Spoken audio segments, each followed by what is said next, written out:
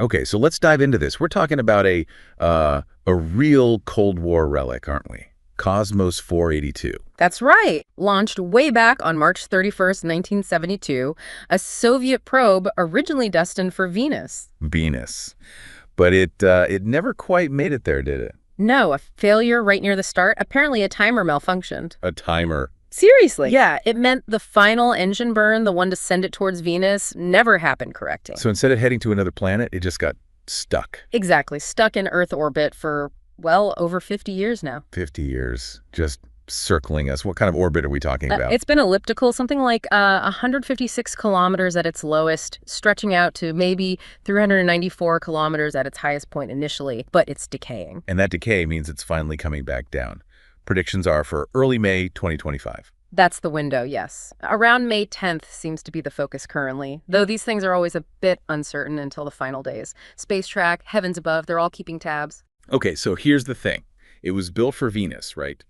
Designed to survive that hellish atmosphere. Precisely. High pressure, intense heat, it had to be robust. We're talking about a lander component, roughly 500 kilograms. So 500 kilos of presumably tough Soviet engineering hitting our atmosphere. What happens? Does it just vaporize? Well, that's the big question. Some of it certainly will burn up, but given it was designed for Venus, there's a non-zero chance that some fragments could survive re-entry. Fragments. Like sizable pieces. Potentially. We don't know for sure how well the materials have held up after 5 decades in space either. But yeah, it's plausible something could reach the ground. And it's orbiting every 90 minutes on a 52-degree tilt. That covers a lot of ground. It does. A large portion of the Earth's populated areas lie under that orbital path. But predicting where any surviving debris might land is incredibly difficult until the very end. Right. It's amazing to think about it returning to such a different space environment, too. Oh, absolutely. In 1972, space was relatively empty compared to now.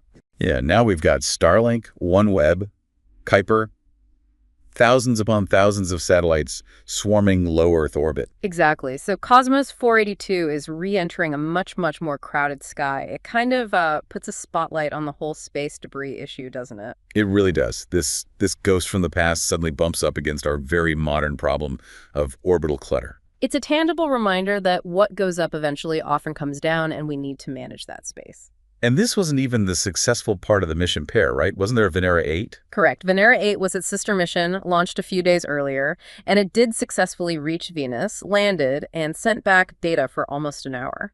A big success for the Soviets. So Cosmos 482 is the one that didn't fulfill its potential, the forgotten sibling almost. In a way, yes. Its story is one of what might have been. Its reentry is sort of the final act for this specific piece of early interplanetary ambition. So as we look towards early May, we could be seeing the final moments of this 50-year unintended journey.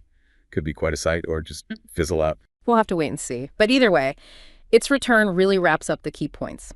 This old probe, built for another world, coming back to ours. Highlighting the uncertainties, the debris problem. And the legacy of that whole era of space race exploration. The triumphs like Venera 8 and the failures like Cosmos 482, which still have stories to tell. It really makes you think, doesn't it? Beyond just this one piece of hardware, what other echoes from the past are still up there, orbiting silently? What forgotten histories are waiting for their moment to re-enter our collective awareness? It's a fascinating thought.